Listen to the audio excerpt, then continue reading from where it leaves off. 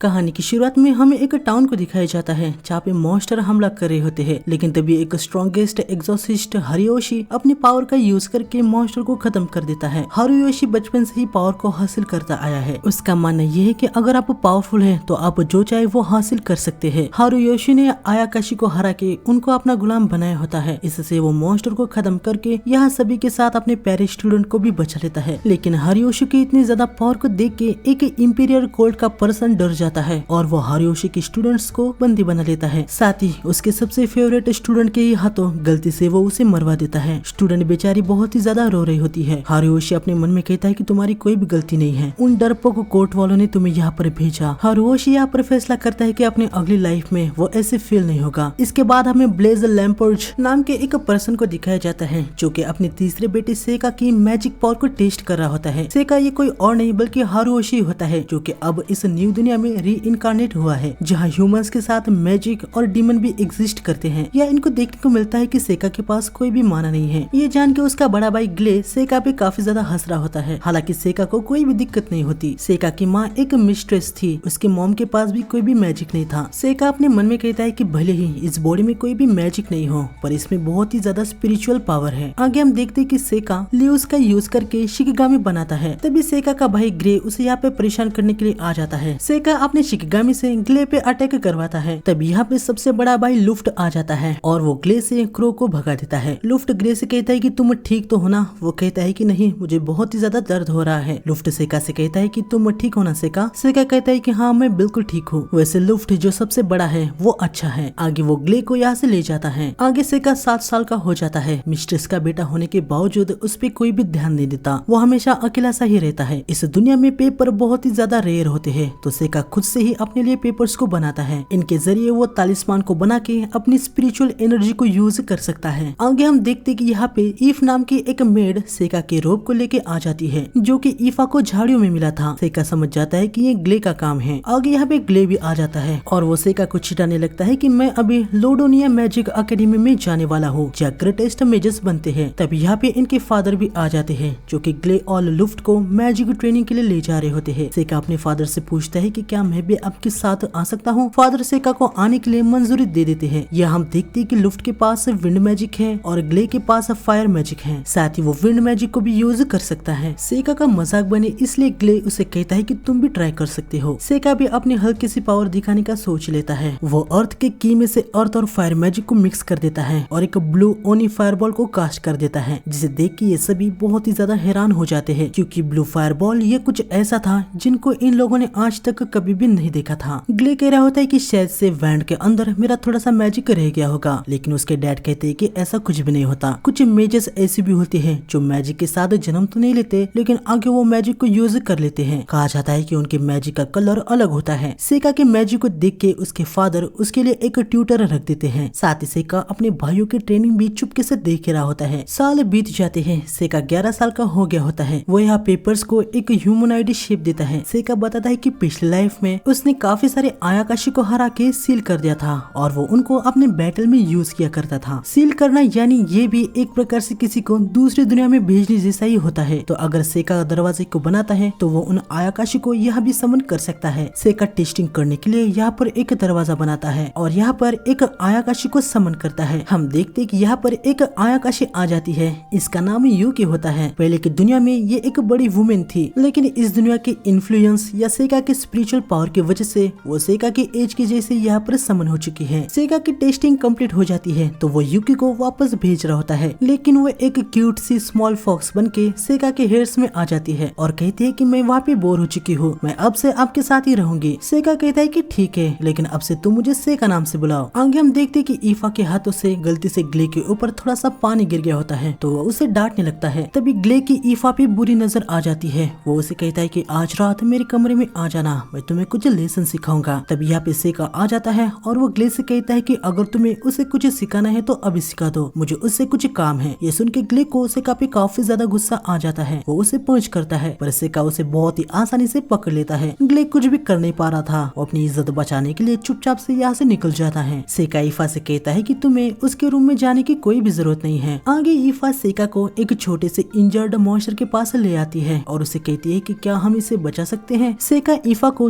दूसरी तरफ देखने को कहता है। वो इस मॉन्स्टर के एक बाल को लेके अपने तालिस्मान को यूज करके इस मॉन्स्टर को ठीक कर देता है। मॉन्स्टर को ठीक देख के ईफा काफी ज्यादा खुश हो जाती है। वो सेका से कहती है कि सेका, सभी कहते हैं कि तुम मैजिक को यूज नहीं कर पाते, पर तुम तो मैजिक को यूज कर सकते हो। सच में तुम तो अमेजिंग हो। सेका उसे कहता है कि तुम भी स्पेशल हो, तुम उन चीजों को देख सकती हो जिसे कोई और नहीं देख सकता। ये सुन के ईफा थोड़ी सी हड़बड़ा सी जाती है। खैर आगे हमें पता चलता है कि ईफा स्पिरिट और एलिमेंट्स को देख सकती है। इतना ही नहीं, वो उनको कमांड तक दे सकती है, जो कि एक बहुत ही ज्यादा बड़ी बात है, क्योंकि सेका ने अपनी पिछली लाइफ में स्पिरिट को कमांड देने के बारे में काफी ट्राई किया था, लेकिन वो ऐसा कभी भी नहीं कर पाया था। तो ईफा अभी उसे मिल गई है, तो ये उसके लिए बहुत ही खुशी की बात है। सेका यहाँ पर अपने एक फायर एलिमेंट को समन करता है और वो ईफा से कहता है कि तुम जैसे एलिमेंट को कमांड देती हो, उसी तरह इसे कमांड देके गायब कर दो। ईफा पहले एलिमेंट को प्यार से गायब हो जाओ ऐसा कहने लगती है, पर कुछ भी नहीं होता। आखिर में वो चिल्ला के उनको यहाँ से गायब होने को कहती है और एलिमेंट यहाँ से गायब हो जाता है। सेका समझ जाता है कि ईफा अभी एलिमेंट को कंट्रोल कर पाए इसके लिए काफी ज्यादा कमजोर है, तो वो ईफा को ट्रेन करने का सोच लेता है। आगे जैसे जैसे इनको समय मिलता है, सेका ईफा को ट्रेन करता रहता है। आगे सेका 12 साल का हो जाता है और हमेशा की तरह उसके जन्मदिन पे कुछ भी नहीं होता। आगे सेका और इनके बीच में कुछ सॉर्ड ट्रेनिंग की बातें चल रही होती है। तब यहाँ पर एक मेड आ जाती है और वो बताती है कि सिटी के पास एक बहुत ही बड़ा मॉन्स्टर आ चुका है और वो बहुत ही तेजी से इधर आ रहा है। हम देखते कि मॉन्स्टर यहाँ पर आ भी जाता है। मॉन्स्टर को देख के डरपोक ग्ले जाके छुप जाता है। लुफ्ट को सेका की चिंता होने लगती है, पर वो देखता है कि सेका तो सीधा मॉन्स्टर की तरफ जा रहा है। हम यहाँ पर देखते कि मॉन्स्टर ईफा और एक मेड पे अटैक कर देता है। सेका अपनी पावर को यूज तो करता है, लेकिन उससे थोड़ी सी देर हो चुकी थी। लेकिन वो देखता है कि मॉन्स्टर के सामने एक फ्लेम जैसी शील्ड आ चुकी है। सेका समझ जाता है कि ये ईफा ने किया है। आगे सेका मॉन्स्टर का ध्यान अपनी ओर खींच लेता है और वो मॉन्स्टर पे पॉइजन से अटैक कर देता है। मॉन्स्टर धीरे धीरे मर जाता है। सभी बहुत ही ज्यादा हैरान हो जाते हैं कि सेका ने इतने पावरफुल और बड़े मॉन्स्टर को वन शॉट में ही मार दिया। सभी उसकी वाहवाही कर रहे होते हैं। हम देखते कि उसके फादर ने भी ये सब कुछ देख लिया होता है। इसके बाद हमें देखने को मिलता है कि पहली बार अब सेका को घर में अच्छे से ट्रीट किया जा रहा होता है, जो कि ग्ले को बिल्कुल भी पसंद नहीं आ रहा होता। सेका के अचीवमेंट के लिए उसके फादर उसको कोई भी रिवॉर्ड देने के लिए भी तैयार हो जाते हैं। सेका कहता है कि मैंने अपने दम पर आज तक मैजिक को सीखा है, तो मैं इस एम्पायर को प्रोटेक्ट करने के लिए मैजिक एकेडमी में जाना चाहता हूँ। ब्लेज भी जानते थे कि सेका कितनी मेहनत करता था, इसलिए वो सेका की रिक्वेस्ट को मान जाते हैं। ये सुन के तो ग्ले को बहुत ही ज्यादा गुस्सा आ जाता है। आगे सेका एक और रिक्वेस्ट करता है कि वो ईफा को अपने साथ ले जाना चाहता है। ये सुन के वो भी थोड़ी सी हैरान हो चुकी थी। हालांकि ब्लेज कहता है कि ईफा के पास कोई भी मैजिक नहीं है, तो इसके लिए वो अलाउ नहीं कर सकते। सेका अपने फादर को एक मोमेंट रुकने को कहता है। वो साइड में ईफा को बताता है कि अगर तुम मेरे साथ आना चाहती हो, जितना हो सके उतना बड़ा फायर एलिमेंट को कास्ट करो। ईफा भी सेका के साथ जाना चाहती थी। वो एक्सपेक्टेशन से ज्यादा पावरफुल स्पेल को कास्ट कर देती है, जो कि एक मिड लेवल का फायर स्पेल होता है। ये देख के सभी बहुत ही ज्यादा चौंक जाते हैं। ये सब देख के ब्लेज सेका की इस रिक्वेस्ट को भी मान जाते हैं, पर ग्ले इन सब के सख्त खिलाफ होता है। वो कहता है कि हमारे परिवार के 2 बच्चे एक जैसा ही काम नहीं कर सकते। उसके फादर उसे कहते हैं कि हाँ, इसलिए मैं तुम्हें आर्मी में डालने वाला हूँ। ये सुन के ग्ले बहुत ही ज्यादा चौंक जाता है। इसके फादर उसे कहते हैं कि इतने सालों से तुमने अपने मैजिक को इम्प्रूव करने में कुछ भी नहीं किया, या तो तुम बस ऐसे ही घूमते रहते थे या फिर स्वॉर्ड के साथ दिखाई देते थे, इसलिए तुम्हें आर्मी में डाला जाएगा। ये सब सुन के तो ग्ले का गुस्सा सीमा पार कर जाता है और वो सेका को एक ड्यूएल के लिए चैलेंज करता है। वो कहता है कि ड्यूएल में जो कोई भी जीतेगा वो एकेडमी में जाएगा। ब्लेज सेका से पूछते है कि क्या तुम इस ड्यूएल के लिए एग्री करते हो। सेका कहता है कि हाँ। ब्लेज कहते हैं कि ठीक है, कल दोपहर को ड्यूएल होगा, मैं जज रहूंगा, पर रियल स्वॉर्ड के साथ फाइट नहीं होगी और न ही मिड या उससे ज्यादा हाई लेवल की मैजिक का यूज किया जाएगा। आगे रात को हम देखते हैं कि यह सेका से मिलने के लिए लुफ्ट आया होता है। वो उसे बर्थडे विश करता है और उसे प्रेजेंट में एक ग्लास पेन देता है। सेका इससे बहुत ही ज्यादा खुश हो जाता है। आगे लुफ्ट सेका से कहता है कि कल तुम ग्ले पे जरा रहम दिखाना, वो थोड़ा सा पागल है। मैजिक एकेडमी में जाने के बाद पढ़ाई करना, मुझे खुशी है कि मैं तुम्हारा बड़ा भाई हूँ। सेका लुफ्ट को थैंक्स कहता है। आगे सेका अपने प्रेजेंट को देख रहा होता है, लेकिन तभी उस पे कोई विंड से वार करता है। हम देखते हैं कि ये ग्ले ही होता है और वो अभी यहाँ पर सेका को ड्यूएल के लिए चैलेंज करने के लिए आया होता है। इनका चैलेंज स्टार्ट हो जाता है, जहाँ ग्ले सीधा एक मिड लेवल के स्पेल के साथ सेका पे वार कर देता है। उसे लग रहा होता है कि सेका का तो खेल खत्म हो चुका है, लेकिन वो देखता है कि सेका को कुछ भी नहीं होता। इसके बाद वो सेका पे काफी सारे और अटैक करता है, पर सेका अपने चारों तरफ एक बैरियर को बना देता है। ये सब देख के ग्ले पूरी तरीके से हैरान हो जाता है। उसका एक भी अटैक सेका पे असर नहीं कर रहा होता। तभी सेका अपने पावर का यूज करके ग्ले को पैरालाइज कर देता है और उसके एक हाथ को मरोड़ देता है। ग्ले दर्द के मारे चिल्ला रहा होता है। वो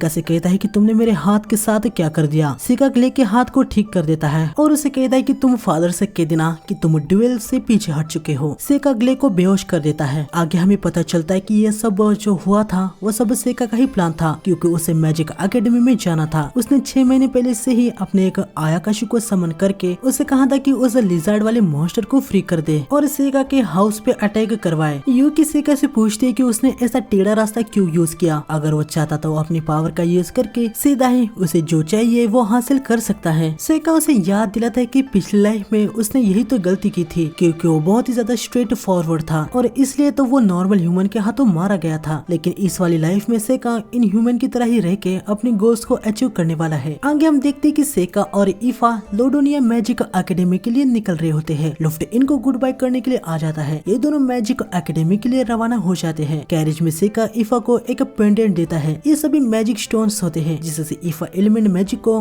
और भी आसानी से यूज कर सकती है। सेका का इरादा होता है कि उसे ईफा को और भी ज्यादा स्ट्रॉन्ग बनाना है। ईफा काफी ज्यादा खुश हो जाती है। वो सेका को थैंक्स कहती है। लाडोनिया में जाने के लिए इनको 7 दिन लगने वाले होते हैं, जो कि सेका के लिए बहुत ही ज्यादा मुश्किल थे, क्योंकि उसे कैरेज सिकनेस थी जो कि उसके पिछली लाइफ से अभी तक उसके साथ ही है। खैर जैसे जैसे 7 दिन बीत जाते हैं और ये लाडोनिया में पहुंच जाते हैं। आगे हमें यहाँ ब्लेज को दिखाया जाता है जो कि उस दिन को याद कर रहा होता है जब एक अनजान लेडी ने उसको सेका को अपने हाथ में थमा दिया था। ब्लेज को यह लग रहा होता है कि सेका उसके छोटे भाई गिलबर्ट का बेटा है। गिलबर्ट को बचपन से ही बहुत ही फ्रीली रहने की आदत थी। स्कूल से ग्रेजुएट होने के बाद वो तुरंत एडवेंचरर बन गया, लेकिन अचानक से एक दिन वो डीमन टेरिटरी में गायब हो गया था। इस कंट्री में ब्लैक हेयर और ब्लैक आंखों वाला बच्चा बहुत ही ज्यादा रेयर होता है। ब्लेज सोच रहा होता है कि कहीं सेका गिलबर्ट और डीमन का तो बेटा नहीं, लेकिन जब उसने देखा कि सेका के पास कोई भी मैजिक नहीं थी तो ब्लेज की चिंता कम हो गई। लेकिन आगे जब ब्लेज ने सेका को ब्लू फायरवॉल कास्ट करते हुए देखा तो वो तभी समझ चुके होते हैं कि ये कोई मैजिक नहीं था। साथ ही सेका ने उस मॉन्स्टर को पॉइजन स्लैश करके खत्म कर दिया था। इस सब की वजह से ब्लेज को सेका की पावर से डर लग रहा होता है, इसलिए उसने ग्ले को आर्मी में शामिल करवा के सेका को मैजिक एकेडमी में भेज दिया। ब्लेज कहता है कि सेका अपने अभी जिस इन्वायरमेंट में रहेगा उससे या तो वो नेशन को बचाने वाला हीरो बनेगा या फिर एक डीमन किंग। उसने सेका को मैजिक एकेडमी में भेज दिया क्योंकि गिलबर्ट ने उसे कहा था कि लोडोनिया एकेडमी एक अच्छी जगह थी। आगे हम देखते हैं कि ये लोडोनिया सिटी में आ जाते हैं। आज के लिए दोनों एक होटल में रुक जाते हैं। अगले दिन ये दोनों मैजिक एकेडमी में एग्जामिनेशन के लिए आ जाते हैं। या चारों तरफ सेका को काफी ज्यादा मैजिक सेंस हो रहा होता है। एग्जाम होने से पहले यहाँ पर सभी की मैजिक को टेस्ट किया जा रहा था। सेका यहाँ पर आ जाता है और बताता है कि मैं सेका लैम्प्रोज हूँ। लैम्प्रोज फैमिली का नाम सुनते ही सभी का अटेंशन सेका पे आ जाता है, क्योंकि लैम्प्रोज फैमिली ये एक नोबल फैमिली होने के साथ एक बड़ा मैजिक क्लान भी होता है। आगे ईफा भी अपने आप को इंट्रोड्यूस करती है।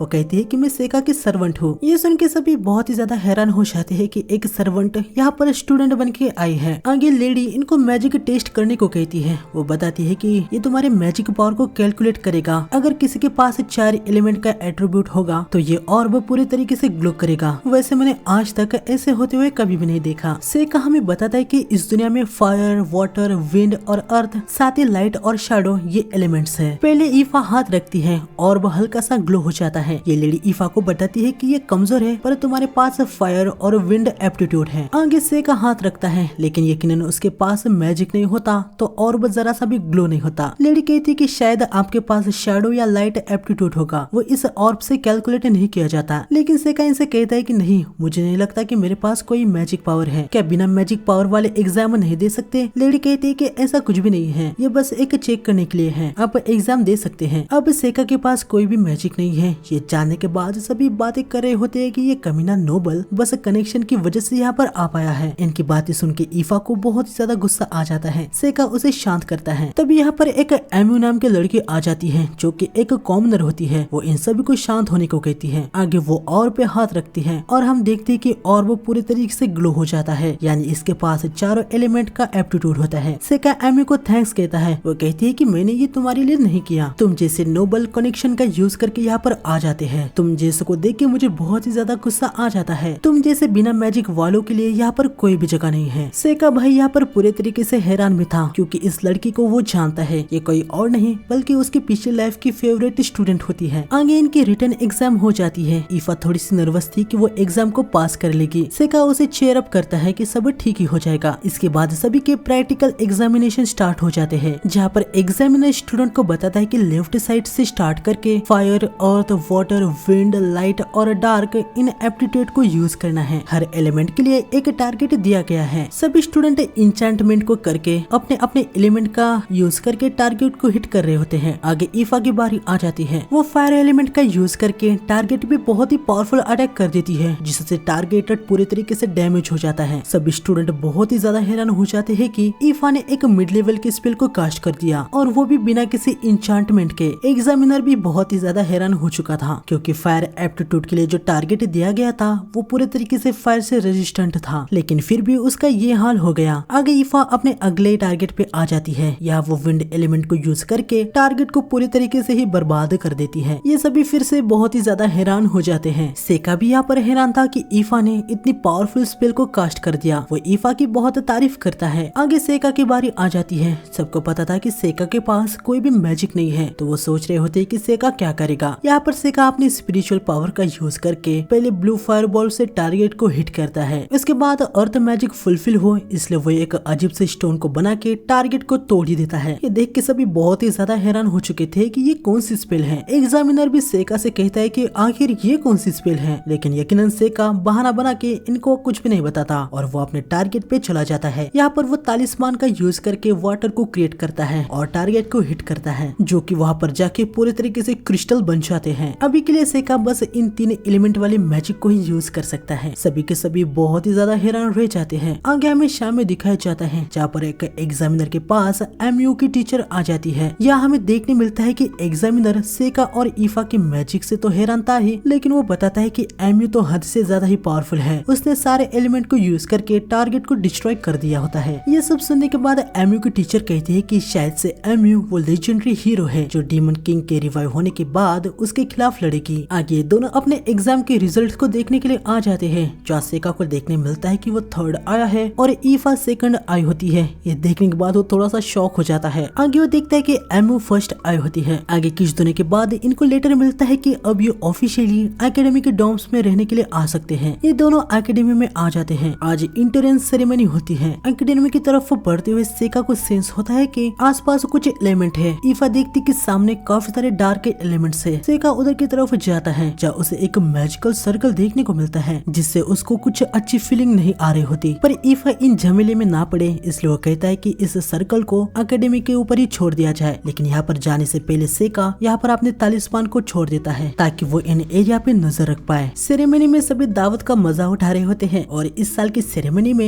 एमयू स्पीच देने वाली होती है। तभी सेका को सेंस होता है कि मैजिक सर्कल एक्टिवेट हो गया है और तभी यहाँ पर 3 लेजर डीमन आ जाते हैं। सेका नोटिस करता है कि डीमन यहाँ पर किसी को ढूंढ रहे हैं। स्टूडेंट्स डीमन पे स्पेल से अटैक कर रहे होते हैं, लेकिन इससे कुछ भी नहीं हो रहा होता। एक डीमन एक स्टूडेंट को खत्म करने के लिए आ ही रहा होता है। सेका उस डीमन पे अटैक करने ही वाला होता है कि एमयू उसे अपनी स्वॉर्ड से स्लैश मारती है और उसके बाद विंड मैजिक का यूज करके उन पे काफी सारे अटैक करती है। सेका यहाँ अपने शिनिगामी से मैजिक सर्कल के कास्टर को ढूंढ लेता है। सेका ईफा के पास आ जाता है और उसे कहता है कि अगर तुम्हें बहुत ही खतरा लगे तो मैजिक का यूज करके यहाँ से भाग जाना। इतना कहने के बाद सेका यहाँ से गायब हो जाता है और इस मॉन्स्टर के पास आ जाता है। मॉन्स्टर सेका को एक नॉर्मल सा ह्यूमन समझ के उसे कह रहा होता है कि यहाँ से चले जाओ, लेकिन सेका जाने से मना कर देता है। तो वो मॉन्स्टर 3 डीमन को समन करके सेका पे अटैक कर देता है। सेका 2 डीमन को तो तुरंत ही खत्म कर देता है और एक डीमन को वो सील कर देता है। सेका की पावर को देखने के बाद ये डीमन भी उसके साथ लड़ने का सोच लेता है। वो सेका को अपने आप से इंट्रोड्यूस करवा देता है कि उसका नाम गुल गैलियोस है और ये एक मेटल का डीमन है जो फायर और अर्थ को कंट्रोल कर सकता है। सेका अपने इनविजिबल तालिस्मान से इस पे अटैक करता है, पर डीमन उसे डिस्ट्रॉय कर देता है। ये देख के सेका थोड़ा सा हैरान हो जाता है। सेका फिर से उस पे कुछ अटैक करता है, पर इससे कुछ खास फर्क नहीं पड़ता। डीमन अपनी स्वॉर्ड को सेका की तरफ फेंकता है, पर सेका देखता है कि डीमन ने स्वॉर्ड को बहुत ही धीरे से फेंक दिया है, लेकिन तभी वो स्वॉर्ड बहुत ही तेजी से वापस आ जाती है, जिससे सेका के गाल पे हल्का सा एक स्लैश लग जाता है। डीमन कहता है कि मैं एक डेविल हूँ, तो मैं डार्क टेलीपोर्टेशन को यूज कर सकता हूँ। डीमन सेका पे फिर से अटैक करता है। सेका उसे डॉज करता है, पर डीमन बहुत ही तेजी से सेका के पास आ जाता है और उसको स्लैश मार देता है। सेका अपने तालिस्मान को यूज करके बच जाता है और उसका एक हाथ टूट जाता है। आगे सेका को पता चलता है कि ये डीमन यहाँ पर उस लेजेंडरी हीरो को ढूंढने के लिए आए हैं। 12 साल पहले की गई प्रोपेसी के अनुसार रेड हेयर वाली हीरो, जो कि एक ह्यूमन होने के बावजूद भी बहुत ही ज्यादा पावरफुल है, उसके स्ट्रॉन्ग होने से पहले ये डीमंस उनको खत्म करना चाहते हैं। सेका समझ जाता है कि ये लोग एमयू के पीछे हैं। आगे डीमन सेका पे काफी सारे अटैक करके उसके सर को काट डालता है। डीमन को लग रहा होता है कि उसने तो सेका को खत्म कर दिया है और वो एमयू की तरफ जाने लगता है, लेकिन तभी वो पीछे देखता है कि सेका तो यहाँ पर बिल्कुल ठीक है। डीमन बहुत ही ज्यादा हैरान हो जाता है। वो सेका पे फिर से अटैक करता है,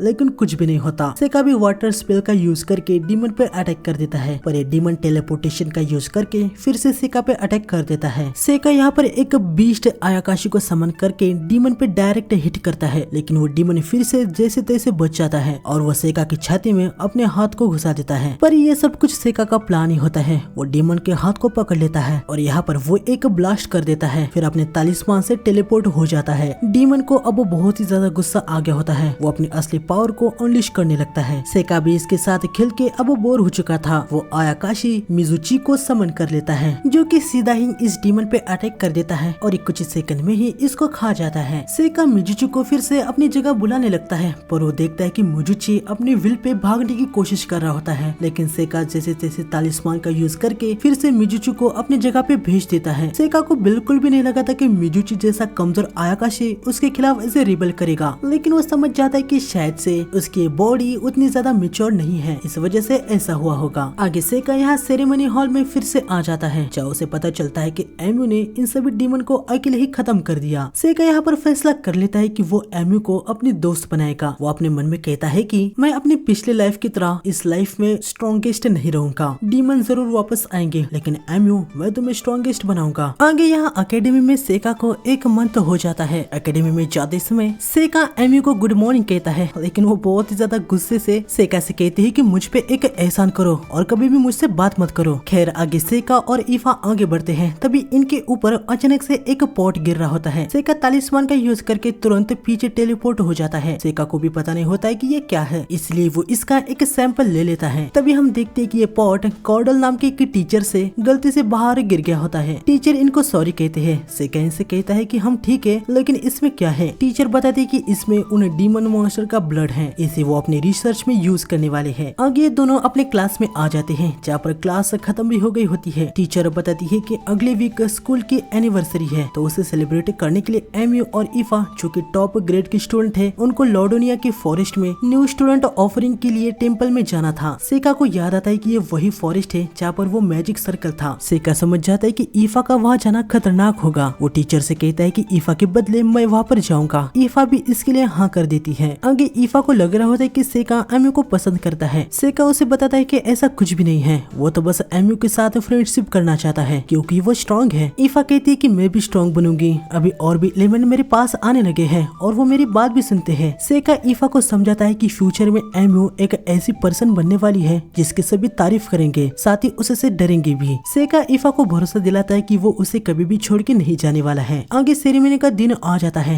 ये दोनों फॉरेस्ट की तरफ जाने लगते हैं। एमयू सेका से कहते हैं कि तुम मेरे पीछे क्यों पड़े हो, तुम्हारे पास तो ऑलरेडी इतनी ब्यूटीफुल सर्वेंट है, तुमने तो उसके साथ सब कुछ कर दिया होगा, क्या तुम्हारा मन उससे भर चुका है। सेका एमयू को समझाता है कि उनके बीच में ऐसा कुछ भी रिलेशनशिप नहीं है। साथ यहाँ पर सेका समझ गया होता है कि एमयू को डर्टी बातें करना पसंद है। आगे बढ़ते हुए अचानक से एमयू का सर दर्द करने लगता है। साथ ही साइड में सेका को यहाँ पर एक मैजिक सर्कल दिखाई देता है। मैजिक सर्कल ग्लो हो जाता है और ये दोनों एक डेंजर में टेलीपोर्ट हो जाते हैं। यहाँ पर आते ही इनके पीछे कुछ मॉन्स्टर लग जाते हैं, जिनको एमयू काफी आसानी से खत्म कर देती है, लेकिन तभी उसके पीछे एक बड़ा सा मॉन्स्टर आ जाता है। सेका वुड स्पेल का यूज करके उस मॉन्स्टर को खत्म कर देता है। ये लोग आगे बढ़ते हैं। सेका अपने तालिस्मान से यहाँ पर लाइट बनाता है। ये देख के एमयू काफी ज्यादा सरप्राइज हो गई थी कि सेका ऐसा भी कुछ कर सकता है। सेका तालिस्मान को यहाँ पर छत पे भी चिपका रहा होता है ताकि स्कूल के बाहर के बी में कन्वर्ट किए गए शिकिगामी इनको ट्रैक कर सके। इससे सेका जान जाएगा कि वो अभी कहाँ पर है। आगे बढ़ते समय इनके सामने कुछ हाई लेवल के मॉन्स्टर आ जाते हैं। एमयू उनको काफी अच्छी टक्कर दे रही होती है, लेकिन एक मॉन्स्टर उसे पंच कर देता है। सेका वुड स्पेल से काफी सारे मॉन्स्टर को खत्म कर देता है। एमयू यहाँ पर बेहोश हो जाती है, तो सेका जायंट सेंटीपेट आयाकाशी को समन करके सामने वाले सभी मॉन्स्टर को खत्म कर देता है। थोड़ी देर के बाद एमयू उड़ जाती है। वो देखती है कि सेका ने सारे मॉन्स्टर को यहाँ पर खत्म कर दिया है। तभी फिर से एमयू का सर दर्द करने लगता है। सेका समझ जाता है कि एमयू पे किसने कर्स लगा दिया है। वो यहाँ पर एक बैरियर बनाता है जिसके अंदर कर्स वर्क नहीं करता। एमयू को भी पता था कि एकेडमी में आने के बाद से उसे कुछ अजीब फील हो रहा है, पर उसे ये पता नहीं था कि ये कोई कर्स था। एमयू कहती है कि उसने तो अपने बॉडी पे कहीं पे भी कर्स का निशान नहीं देखा। सेका कहता है कि बॉडी के कुछ ऐसे भी हिस्से होते हैं जिन्हें हम खुद से नहीं देख सकते। ये सुन के एमू शर्मा सी जाती है। खैर कर्स का निशान देखना जरूरी था तो एमू सेका को अपनी पीठ दिखाती है, पर सेका देखता है कि यहाँ पर भी कोई भी कर्स का निशान नहीं है। वो कहता है कि शायद से निशान बहुत ही छोटा या तो हमारी बॉडी के कलर जैसा होगा, इस वजह से वो नहीं दिखाई दे रहा। आगे सेका एमू के एक हेयर को लेके उसका एक सब्स्टिट्यूट यानी एक क्लोन बना लेता है और कर्स को उसमें शिफ्ट कर देता है। इससे बैरियर के बाहर भी एमू को अभी कोई प्रॉब्लम नहीं होगी। आगे इनके बीच में अपनी फैमिली को लेके थोड़ी बहुत नॉर्मल सी बातें होती है, जिससे एमू को सेका के बारे में पता चलता है कि भले ही वो एक नोबल फैमिली से है लेकिन वो एक मिस्ट्रेस का बेटा है तो उसे घर में कोई भी ज्यादा भाव नहीं देता। सेका को भी एमू के बारे में पता चलता है कि उसे बचपन से ही फाइटिंग करना बहुत ही ज्यादा पसंद है। उसके फादर एक एडवेंचरर है और उसके मदर का एडवेंचरर गिल्ड में काफी एक बड़ा नाम है। ये लोग आगे बढ़ते हैं। आगे बढ़ते समय ये लोग काफी सारे मॉन्स्टर को खत्म करते हैं। इसके बाद वो डंजन के बॉस के रूम में आ जाते हैं। सेका वुड स्पेल से मॉन्स्टर पे अटैक करता है। मॉन्स्टर भी सेका पे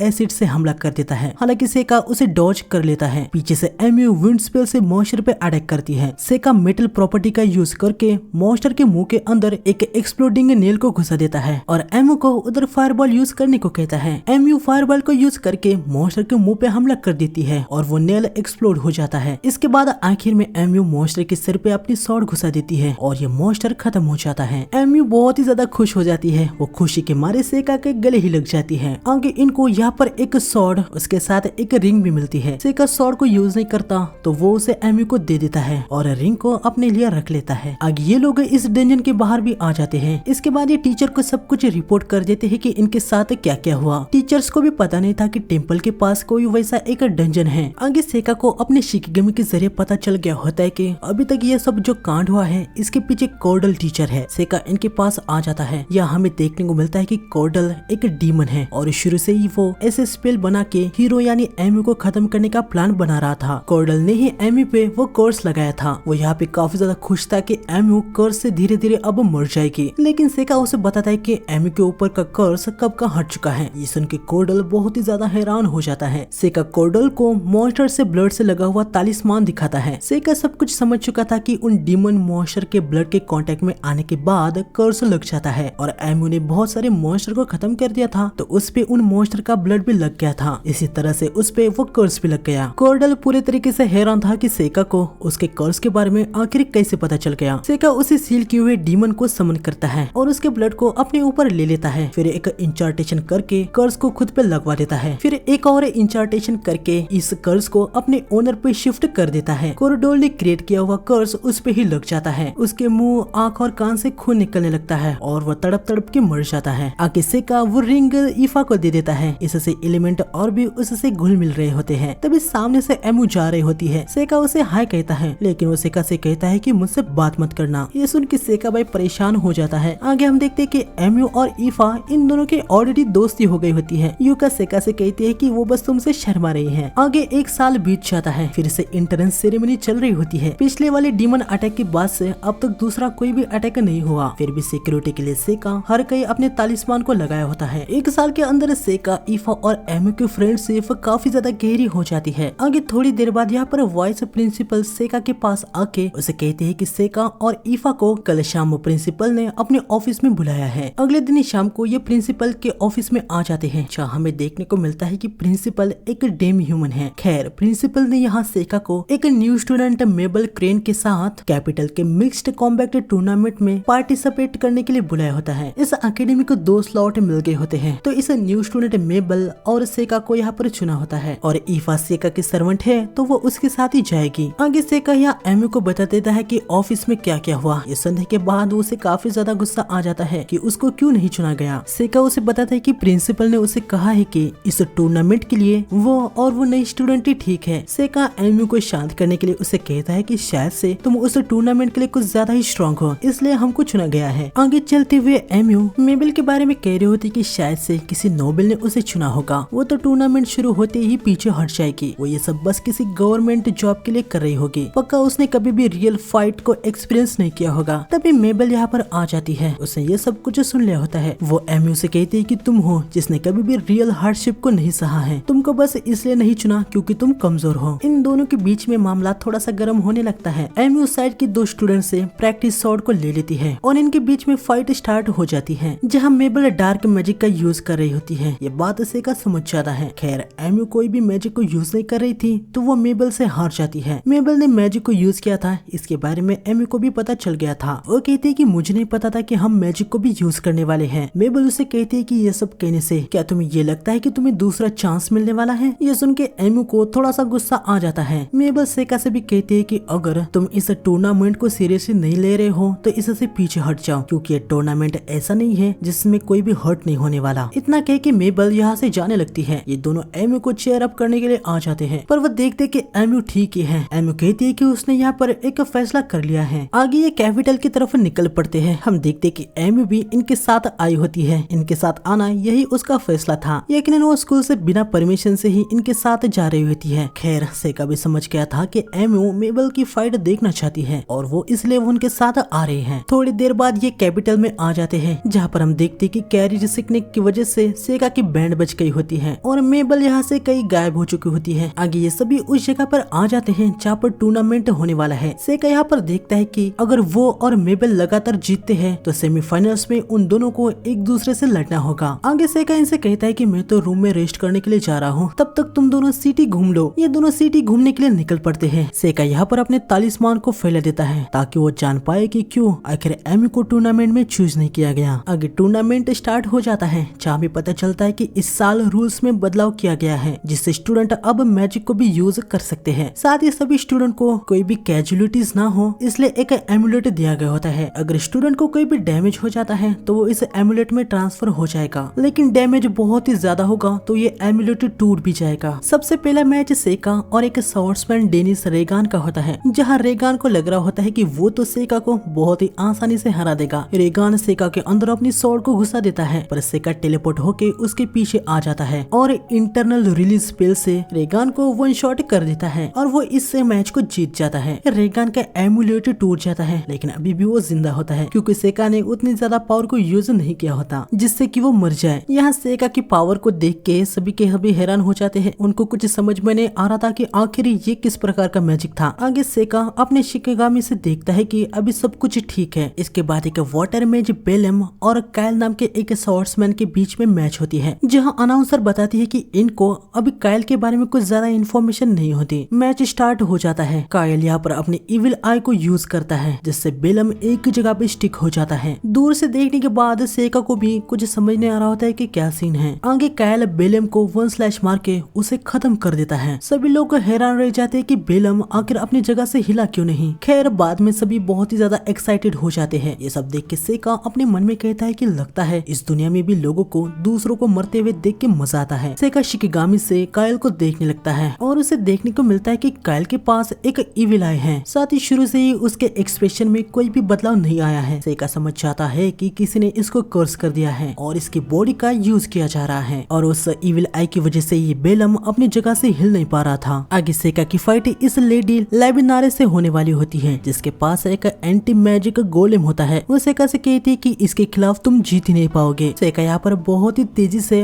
आयाकाशी सिकल विसल को समन करता है, जो कि इस गोलेम को काट डालता है और ये गोलेम डिस्ट्रॉय हो जाता है। सभी को लग रहा होता है कि सेका ने विंड मैजिक को यूज करके गोलेम को डिस्ट्रॉय कर दिया है। लेबिनारे सरेंडर कर देती है और विनर सेका बन जाता है। आगे सेका यहाँ पर इनके पास आ जाता है, जहाँ कायल के मैच को देखने के बाद ईफा सेका के लिए बहुत ही ज्यादा चिंता कर रही होती है। सेका उसे कहता है कि चिंता मत करो, मुझे कुछ भी नहीं होने वाला। मेबल का फर्स्ट राउंड हमको नहीं दिखाया गया, पर सेका से हमें पता चलता है कि उसने फर्स्ट राउंड को पास कर दिया है। अब उसके सेकंड राउंड में हॉलो नाम का एक मेज उसका ओपोनेंट होता है। हॉलो शुरू से नॉर्मल से रॉक्स बना के मेबल पे हमला करता है, पर इससे कुछ भी नहीं हो रहा होता। मेबल आसानी से उसके सारे अटैक को डिस्ट्रॉय कर रही होती है, इसलिए हॉलो इंचार्टेशन करके एक मिड लेवल की स्पेल को कास्ट करके एक बड़े से स्लैब्स को बनाता है। पर मेबल अपने डैगर से वार करती है और वो मिड एयर में ही डैगर्स को ग्रेविटी मैजिक से बहुत ही ज्यादा हेवी बना देती है, जिससे स्लैब बहुत ही आसानी से टूट जाते हैं। साथ ही ये सब वो बिना किसी इंचार्टेशन के कर रही होती है। मेबल के इस टैलेंट को देखने के बाद ये तीनों काफी ज्यादा हैरान हो जाते हैं। सेका समझ जाता है कि मेबल ने कहीं पे तो बहुत ही ज्यादा ट्रेनिंग की है। आगे मेबल अपने स्वॉर्ड से हॉलो की वेंट को तोड़ देती है, जिससे हॉलो सरेंडर कर लेता है। अनाउंसर कहती है कि sword of the red hair hero जीत गई है। ये सुन के सेका थोड़ा सा हैरान हो जाता है। वो कहता है कि अनाउंसर ने मेबल को हीरो क्यों कहा। एमी उसे बता दिया कि क्या तुम्हें पता नहीं है, सेकंड हीरो जो था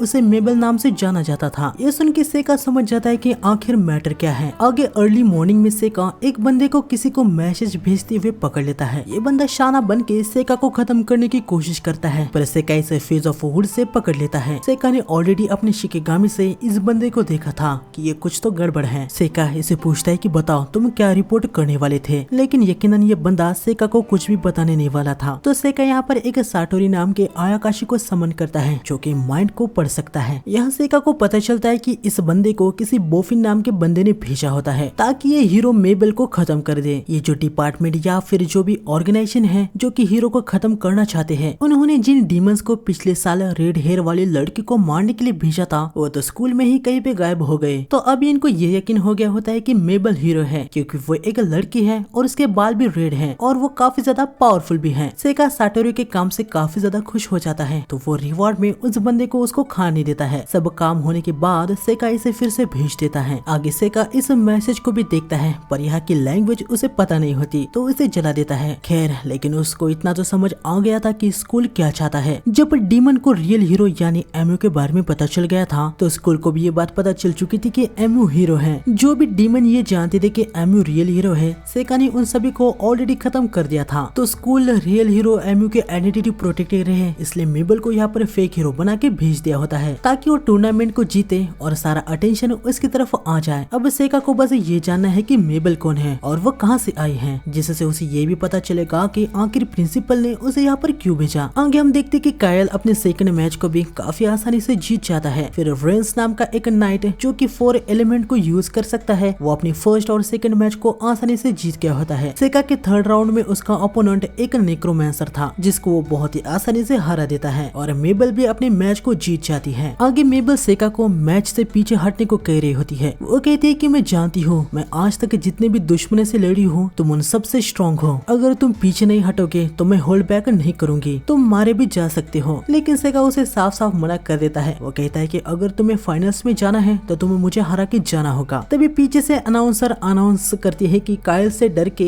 एक बंदा मैच से पीछे हट गया होता है, जिससे लोग काफी ज्यादा गुस्सा हो गए होते हैं। लेकिन एक मैच कैंसिल हो गया था। रेंस और कायल के बीच में सेमीफाइनल वाला मैच आज ही किया जाता है। इनका मैच स्टार्ट हो जाता है जहाँ इविल आई से बचने के लिए रेंस अपने आप को एक लाइट मैजिक का बफ लगा देता है। कायल आगे बढ़ रहा होता है, रेंस उस पे अलग अलग स्पेल से हमला कर रहा होता है पर कायल पे उनका कुछ भी असर नहीं हो रहा होता। सेका समझ के होता है कि कायल ये सब ग्रेविटी मैजिक का यूज करके कर रहा है। रेंस यहाँ पे काफी सारे गोलेम बनाता है लेकिन कायल डार्क एलिमेंट शैडो मैजिक का यूज करके उन सभी को डिस्ट्रॉय कर देता है। रेंस काफी गुस्से से कायल पे अटैक कर देता है पर कायल अपनी शैडो का यूज करके रेन को जकड़ लेता है। वो उसे खत्म करने ही वाला होता है कि अनाउंसर बताती है कि जजेस ने फैसला किया है कि कायल विनर है और इससे रेंस बाई जैसे तैसे बच जाता है। आगे हम रात को देखते हैं कि यूकी अपने ह्यूमन फॉर्म के साथ सेका के साइड में सोना चाहती थी। तभी सेका अपने शिकेगामी से देखता है कि मेबल उस पे अटैक कर रही है। वो तुरंत बेड से साइड हो जाता है। आगे इनके बीच में थोड़ी सी फाइट हो जाती है जहाँ सेका मेबल को काफी ज्यादा थका देता है। तभी यहाँ पर एक पियक्कड़ आदमी आ जाता है जो कि इनसे कह रहा होता है कि यहाँ पर तोड़फोड़ मत करो। मेबल उस पे डैगर मारती है जिससे सेका का ध्यान हट गया होता है। सेका यहाँ देखता है कि मेबल यहाँ से जा चुकी है। आगे हमें एक लड़के को दिखाया जाता है जिसकी हेयर पिन टूट गई थी। हम देखती कि ये सब मेबल याद कर रही होती है। आगे यहाँ पर सेका भी आ जाता है। उसे देख के मेबल फाइट करने के लिए रेडी हो जाती है पर सेका उसे बताता है कि मैं यहाँ पर तुमसे बस बात करने के लिए आया हूँ। सेका को यहाँ पर पता चलता है कि मेबल बस उसे इंजर्ड करना चाहती थी ताकि वो कल की मैच में हिस्सा न ले पाए। मेबल एक बार फिर सेका को पीछे हटने को कहती है लेकिन सेका उसे बता देता है कि मुझे पता है तुम यहाँ पर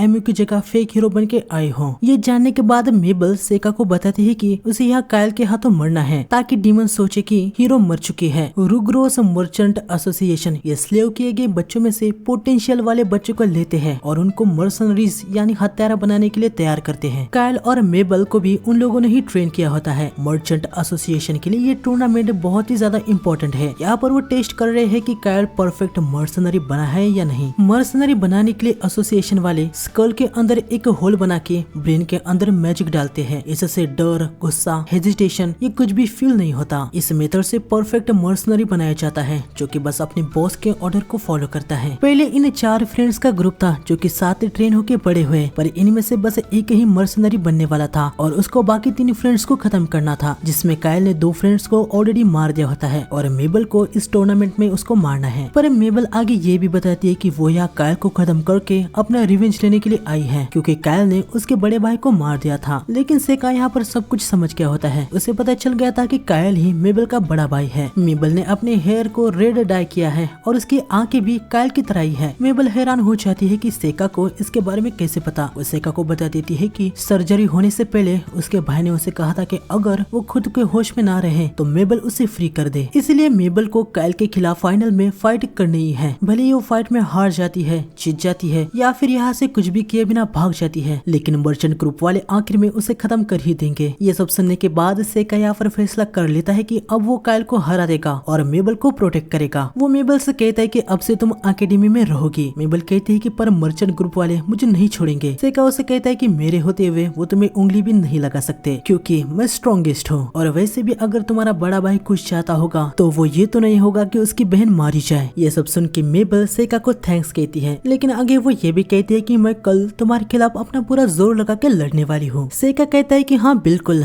मैं भी तुम्हें दिखाऊंगा कि मैं स्ट्रॉन्गेस्ट हूँ। अगले दिन सेका और मेबल की सेमीफाइनल मैच होने जा रही होती है। इनमें से जो भी जीतेगा वो फाइनल में कायल के खिलाफ लड़ेगा। यह मेबल अब अपने असली वेपन के साथ लड़ने के लिए रेडी हो जाती है। उसने अब फेक हीरो प्रिटेंड करना बंद कर दिया होता है। मेबल बहुत ही स्पीड के साथ सेका पे अटैक कर देती है। सेका उसे डॉज कर लेता है, लेकिन वो तुरंत सेका पे दूसरा अटैक कर देती है। सेका अपने तालिस्मान से टेलीपोर्ट हो जाता है। सेका समझ जाता है कि मेबल ने ग्रेविटी मैजिक का यूज करके अपने वेपन को हल्का बना दिया है और उसी वजह से वो इतने तेजी से अटैक कर पा रही है। सेका मेबल पे कुछ स्टोन फेंकता है। मेबल नीचे आके सेका पे कुछ डैगर्स को फेंकती है और उनको एयर में ग्रेविटी मैजिक से हेवी बना देती है। पर सेका यहाँ पर अपना बैरियर बना लेता है जिस पे डैगर का कुछ भी असर नहीं होता। इसके बाद सेका फेस ऑफ वुड से मेबल को पकड़ लेता है, लेकिन मेबल को पकड़ने के लिए इतना काफी नहीं था। वो इसे तोड़ देती है और सेका पे हमला करने के लिए आ रही होती है, पर सेका उसके वेपन को 1000 टाइम्स हेवी बना देता है, जिससे वो अपने वेपन को उठा ही नहीं पा रही होती। फिर आगे सेका मर्क्यूरी बाइंड वाइन से मेबल को पकड़ लेता है। मेबल को लगता है कि वो इसको भी बहुत ही आसानी से तोड़ देगी, लेकिन ये वाइन मर्क्यूरी से बने होते हैं। मेबल इसका कुछ भी नहीं कर पा रही होती। सेका मेबल के वेपन को बहुत ही ज्यादा लाइटर बना के उठा लेता है और इसके बाद जजेस के वोट से सेका ही इस मैच का विनर हो जाता है। आगे सेका और कायल में फाइनल मैच स्टार्ट होने वाली होती है, जहाँ मेबल की जगह यहाँ पर सेका को देखने के बाद कायल थोड़ा सा सरप्राइज सा हो गया होता है, क्योंकि मेबल को खत्म करना यही उसका यहाँ पर मिशन था। सेका कायल से कहता है कि इस मैच में तुम्हारे हारने के बाद मैं तुमको मेबल से माफी मंगवाऊंगा। आगे इनकी फाइट स्टार्ट हो जाती है, जहाँ कायल इविल आई को यूज करता है, पर सेका यहाँ पर ऑलरेडी एक रेड फॉग को फैला देता है ताकि ऑडियंस कुछ भी ना देख पाए। सेका मर्क्यूरी वाइन से कायल को पकड़ लेता है, लेकिन वो अपने शैडो मैजिक का यूज करके इनसे छूट जाता है और साथ ही सेका पे भी हमला करता है, पर सेका अपने बैरियर का यूज करके उसके अटैक को ब्लॉक कर देता है और उसके बाद उशियो ने आयाकाशी को समन करता है। कायल इस आयाकाशी पे अटैक तो करता है, पर इसको कुछ भी नहीं होता। आयाकाशी एक ही वार में कायल को नॉकआउट कर देता है। सेका आयाकाशी को वापस भेज देता है। आगे सेका जैसे ही कायल के पास आ जाता है, वो देखता है कि कायल की बॉडी से एक सील स्पेल बाहर आ रहा है। सेका तुरंत यहाँ पर एक बैरियर बना देता है और इस स्पेल को अंडर कर देता है, लेकिन ऐसा करने की वजह से कायल पे लगे हुए कर्स से उसकी बॉडी बहुत ही ज्यादा डैमेज होने लगती है। सेका को कुछ भी समझ नहीं आ रहा था कि अब वो क्या करे। कायल अपने सेंस में आ गया होता है। वो सेका को मेबल से कुछ कहने को कहता है और मारा जाता है। सेका को बहुत ही ज्यादा गुस्सा आ जाता है। वो कायल को डेड से फिर से जिंदा करने लगता है, लेकिन यूकी उसे समझाती है कि प्लीज ऐसा मत करो, ऐसा करोगे तो सभी को पता चल जाएगा कि आप कौन हो। आपको पता है ना कि आप यहाँ पे फिर से रीइंकारनेट क्यों हुए हैं। ये सब सुन के सेका अपनी सेंस में आ जाता है और वो स्पेल को बंद कर देता है। आगे टूर्नामेंट खत्म हो जाता है। सेका ने सभी को पता होता है कि उसने कायल को पूरे तरीके से डिस्ट्रॉय कर दिया है, जिसकी वजह से उसकी बॉडी गायब हो चुकी है। आगे सेका मेबल को वहाँ पर ले आ जाता है जहाँ पर उसने कायल की बॉडी को दफनाया था। सेका उसे कहता है कि कायल ने उसके लिए एक मैसेज दिया है। कायल 4 लीफ क्लोर के लिए मेबल को माफी मांगता है। ये सुन के मेबल रोने लगती है। वो बताती है कि सर्जरी के कुछ समय पहले मेरे भाई ने मेरे 4 लीफ क्लोर हेयर पिन को गलती से तोड़ दिया था, जिसे मैं बहुत ही ज्यादा पसंद करती थी। उसकी वजह से हम दोनों में थोड़ी बहस भी हो गई थी। आगे सभी एकेडमी की तरफ जाने के लिए रेडी हो जाते हैं, पर पहले आमू यहाँ मेबल के साथ एक फाइट करती है और सेम मेबल के टेक्निक के साथ वो उसको हरा देती है। खैर इन दोनों में फ्रेंडशिप हो जाती है और ये एकेडमी में आ जाते हैं। सेका यहाँ पर प्रिंसिपल के पास आ जाता है। सेका को पता चल गया होता है कि प्रिंसिपल ने उसको मेबल के साथ इसलिए भेजा ताकि वो उसे बचा पाए और वापस से मेबल को स्कूल में ले आ पाए ताकि वो अपनी जिंदगी नॉर्मली जी सके। प्रिंसिपल के प्लान से मर्चेंट एसोसिएशन का मर्सनरी स्काइल भी मारा गया और अब मेबल भी इनके पास ही है। सेका प्रिंसिपल को बस एक सवाल पूछता है कि आपको क्यों लगा कि मैं मैं टूर्नामेंट को जीत पाऊंगा। प्रिंसिपल कहते हैं कि मैंने बहुत लंबे समय से जिंदगी जी है, बस किसी को देखने से ही मैं समझ जाती हूँ कि वो कितना स्ट्रांग है। आगे हम मेबल को अपने ओरिजिनल स्काई ब्लू हेयर्स में देखते हैं। अब वो यहाँ पे पढ़ाई कर रही होती है जो कि उसे बिल्कुल भी पसंद नहीं आ रही होती। आगे समर की छुट्टियां आ जाती है, जहाँ एमी को अपने पेरेंट्स से मिलने के लिए जाना था और मेबल को और भी स्टडीज में फोकस करना होता है। सेका के डैड को ऑस्ट्रेलिया के किंगडम में एक ड्रैगन को इन्वेस्टिगेशन करने का मिशन आया था, पर वो बिजी थे, तो उन्होंने ये मिशन सेका को करने के लिए कहा है। तो सेका और ईफा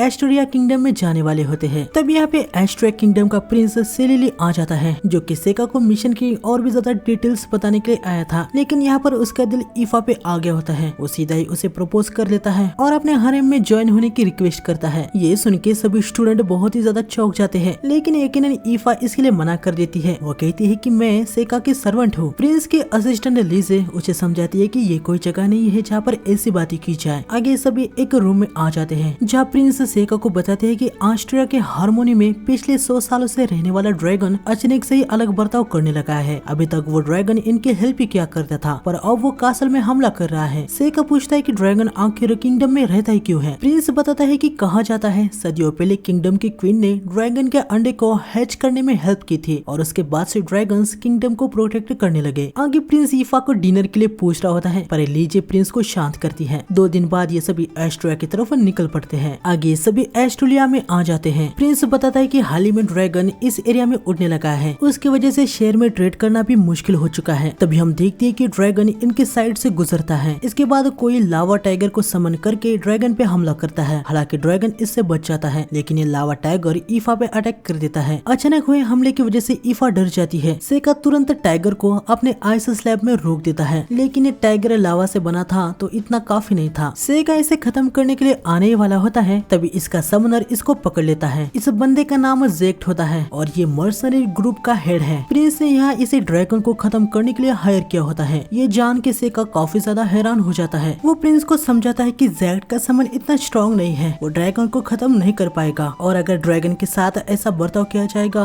तो वो दूसरे विलेज में जाके दूसरे लोगों को भी खत्म कर सकता है। सेका की बात सुनने के बाद जेक्ट को काफी ज्यादा गुस्सा आ जाता है। वो उसे कहता है कि मेरे रास्ते में टांग मत अड़ाओ, मैंने हजारों ड्रैगन्स को खत्म किया हुआ है। खैर प्रिंस यहाँ आके जेक्ट को यहाँ से जाने को कहता है। जेक्ट अपने चमचों के साथ यहाँ से चला जाता है। आगे सेका को पता चलता है कि प्रिंस ने ना तो क्वीन से पूछा है और ना ही जनता जानती है कि वो ड्रैगन को खत्म करने का सोच रहा है। ये जान के सेका समझ जाता है कि ये प्रिंस एक नंबर का बेवकूफ है। आगे सेका ईफा को भी थोड़ा सा डांटता है कि तुम्हें अपनी मैजिक पावर का यूज क्यों नहीं किया, मैं हर बार तुम्हारे पास नहीं रह सकता, तो तुम्हें अपने आप को बचाना आना चाहिए। सेका की डांट सुन के बेचारी ईफा को रोना सा ही आ जाता है। वैसे सेका भी उसे ऐसे डांटना नहीं चाहता, लेकिन उसके पिछले लाइफ में ऐसे ही उसके एक स्टूडेंट मारी गई थी, तो वो ईफा के साथ भी ऐसा नहीं होने दे सकता, इसलिए उसने थोड़ी सी सख्ती से बात कर ली। आगे ये लोग कासल में आ जाते हैं, जहाँ सेका ड्रैगन की हिस्ट्री के बारे में पढ़ता है, जहाँ उसे पता चलता है कि 150 साल पहले भी ड्रैगन ने कुछ ऐसा ही किया था। उस टाइम में एस्ट्रा में रहने वाले फीमेल ड्रैगन के पास एक मेल ड्रैगन आया था और वो फीमेल ड्रैगन के साथ ही रहने लगा। उसके 50 साल बाद ड्रैगन सेम ऐसे ही कासल के ऊपर उड़ने लगा था, और इसका कारण था कि ड्रैगन ने अंडा दिया था। ड्रैगन एक्चुअली कासल में हेल्प के लिए आया होता है, और तब की क्वीन ने अंडे को हैच करने में ड्रैगन की हेल्प की थी। फिर आगे उस ड्रैगन के अंडे से एक मेल बच्चा बाहर आ गया। बच्चा जैसे ही बड़ा हो गया तो दोनों ड्रैगन बच्चे को यहाँ छोड़ के यहाँ से चले गए, और 50 साल बाद फीमेल ड्रैगन भी नेचुरली मारी गई। ईफा कहती कि शायद से इस पर ड्रैगन किसी और वजह से अटैक कर रहा है, क्योंकि अब तो बस एक ही मेल ड्रैगन ही तो बचा है। सेका ड्रैगन के माउंटेन पे जाने का फैसला कर लेता है। आगे रात को ईफा सेका के पास आती है और उसे बताती है कि प्रिंस मुझे बुला रहे हैं, मैं क्या करूं? सेका उसे कहता है कि तुम्हें उस बेवकूफ के पास जाने की कोई भी जरूरत नहीं है। सेका देखते है कि ईफा काफी अनकंफर्टेबल सी है, तो उसे वो अपने साथ ही सोने को कहता है। सेका अभी तक ईफा की फीलिंग्स को समझा नहीं होता। वो ईफा की भलाई सोच के उसे कहता है कि अगर तुम प्रिंस के हरम में जाना चाहती हो तो जा सकती हो, यकीनन हरम के लिए इनवाइट आना ये एक ऑनर की बात होती है। ईफा कहती है कि अगर मैं वहाँ जाती हूँ तो तुम्हें कुछ फर्क नहीं पड़ेगा। सेका कहता है कि तुम मुझे याद आओगी, लेकिन हर किसी को आखिर में अपने रास्ते में जाना ही होता है। ये सुन के ईफा को बहुत ही बुरा लगता है। वो बेचारी रोने लगती है और कहती है कि मैं सोचूंगी। अगली सुबह यूका सेका को समझाती है कि कल रात तुमने उस बेचारी को कुछ ज्यादा ही हर्ट कर दिया, तुम कभी भी समझ नहीं पाए, पर मुझे पता चल गया था कि वो तुमसे बचपन से ही प्यार करती है। आगे सेका प्रिंस के पास आ जाता है और उससे पूछता है कि तुम ईफा के इतने पीछे क्यों पड़े हो? प्रिंस कहता है कि मुझे वो पसंद है। सेका क्या तुम मुझे उसे दोगे? उसके लिए मैं जितना चाहे उतना पे करने के लिए तैयार हूँ। लेकिन सेका इसके लिए बिल्कुल मना कर देता होता है। आगे वो प्रिंस को बताता है कि वो ड्रैगन के पास जाने वाला है। आगे हम यहाँ ईफा और लीजे को एक साथ दिखाते हैं, जहाँ ईफा को पता चलता है कि वो एक एल्फ की वंशज है और इसी वजह से वो ऐसे एलिमेंट्स को देख पाती है। लीजे ईफा से कह रही होती है कि सेका एक मॉन्स्टर है, वो उसे छोड़ दे और इनके साथ रहे, पर ईफा ये मानने के लिए तैयार ही नहीं थी। ईफा बचपन से ही सेका के साथ बड़ी हुई है, तो उसे यकीन था कि भले ही सेका थोड़ा सा अजीब है पर वो एक ह्यूमन ही है। आगे सेका जेंट सेंटिमेंट के साथ यह ड्रैगन के पहाड़ी के पास आ जाता है। ड्रैगन उस पे सीधा हमला करना शुरू कर देता है, लेकिन सेका ड्रैगन को चालाकी से पकड़ लेता है। आगे सेका को यहाँ पर एक एग दिखता है। उसे पता चलता है कि ये जो मेल ड्रैगन है ना, इसने अपने आप को फीमेल में कन्वर्ट कर दिया है और इसी वजह से वो यहाँ पर एक एग लेकर पाया। आगे हम देखते हैं कि ड्रैगन और सेका में फ्रेंडशिप हो जाती है, क्योंकि सेका एग को हैच करने के लिए हेल्प कर रहा होता है। यहाँ पर हम देखते हैं कि प्रिंस ईफा के लिए इतना पागल हो चुका था कि वो जबरदस्ती ही ईफा की मर्जी के बिना उसे सेका से स्लेवरी हटाने और अपने साथ रखने के कॉन्ट्रैक्ट पर साइन करवाने लगता है। ईफा मैजिक का यूज करने लगती है, पर लीजे यहाँ पर एक बैरियर बना के उसके मैजिक को रोक देती है। वो यहाँ पर विंड मैजिक का यूज करके ईफा के फिंगर पे एक हल्का सा स्लैश लगाती है और जबरदस्ती कॉन्ट्रैक्ट को साइन करवा रही होती है। लेकिन तभी सेका या ड्रैगन के साथ आ जाता है। वो सभी से कहता है कि मैंने ड्रैगन के साथ फ्रेंडशिप कर ली है। सेका को यहाँ ड्रैगन के अंडे को हैच करने के लिए फायर मैजिक यूजर चाहिए होता है, तो वो यहाँ पर ईफा को अपने साथ ले जाता है। ईफा बहुत ही ज्यादा खुश हो जाती है। आगे ये एक के पास आ जाते हैं, तभी इन पे लावा टाइगर अटैक कर देता है, पर सेका उसे आइस वाले स्पेल से फंसा देता है। आगे यहाँ पे जेक्ट और उसके चमचे भी आ जाते हैं। सेका को पता चलता है कि जेक्ट शुरू से ही ड्रैगन के अंडे के पीछे था और उसने प्रिंस को ये कह के बेवकूफ बनाया कि ड्रैगन को खत्म करने के अलावा किंगडम को बचाने के लिए कोई और रास्ता है ही नहीं। खैर आगे इनकी फाइट स्टार्ट हो जाती है, जैसे जेक्ट सेका को बहुत ही हल्के में ले रहा होता है। लावा ड्रैगन इन पे अटैक कर देता है, पर इस बार ईफा अपने वाटर मैजिक का यूज करके उसको दूर पटक देती है। सेका काफी ज्यादा हैरान हो गया था कि ईफा के पास वाटर मैजिक भी है। आगे जेक्ट अपने चमचे और टाइगर के साथ इन पे फिर से अटैक कर देता है, पर सेका या व्हाइट फ्लेम से लावा टाइगर को पूरी तरीके से खत्म कर देता है, यहाँ तक उसकी राख तक नहीं बचती। सेका की पावर को देखने के बाद जेक्ट बहुत ही ज्यादा पैनिक हो जाता है। आगे जेक्ट के खिलाफ लड़ने के लिए ड्रैगन भी यहाँ पर आ जाता है। ड्रैगन को देख के ये लोग बहुत ही ज्यादा डर जाते हैं और यहाँ से भागने लगते हैं, लेकिन सेका उन सभी को पकड़ लेता है और ईफा जेक्ट की स्पेल बुक को भी चला डालती है। आगे ये सभी यहाँ प्रिंस के पास आ जाते हैं और इनको सब कुछ बता देते हैं कि जेक्ट ने कैसे उसको बेवकूफ बनाया। प्रिंस इसको जेल में डाल देता है। सेका प्रिंस को सब समझाता है कि क्यों ड्रैगन अजीब बर्ताव कर रहा था। ड्रैगन ने एक को लेकर दिया था, सेका ने एक को हैच करने में हेल्प की, इसलिए ड्रैगन ने उसे एक्सेप्ट कर लिया। ड्रैगन के पूर्वज यहाँ के लोगों को अपने पेरेंट्स की तरह समझते थे, इसलिए उन्होंने इतने साल तक एस्ट्रिया को प्रोटेक्ट किया। ड्रैगन के वंशज के नजरों में भी आप लोगों पेरेंट्स की तरह ही है। ड्रैगन के एक को हैच करने में हेल्प करके उनके फेवर को रिपे कीजिए, ताकि ड्रैगन और यहाँ के लोग पहले की तरह फैमिली बन के रहे। लेकिन प्रिंस इसके लिए मना कर देता है। इस गधे को अभी भी बस ईफा ही चाहिए होती है। वो सेका से कहता है कि वो ड्रैगन को जहर दे के मार डाले, पर यकीनन सेका इसके लिए पूरी तरीके से मना कर देता है। गुस्से में प्रिंस सेका को ही गलत चार्ज लगा के जेल लगाने लगता है और ईफा को अपने पास आने को कहता है। सेका समझ जाता है कि इस गधे प्रिंस को किसी और चीज की नहीं पड़ी, उसकी बस ईफा पे नजर है। सेका बहुत ही गुस्से में प्रिंस से कहता है कि बस बहुत हो गया, मैं अब तक इस बकवास को इस वजह से झेल रहा था क्योंकि इस पॉलिटिक्स का मेरे कंट्री से कोई भी लेना देना नहीं था,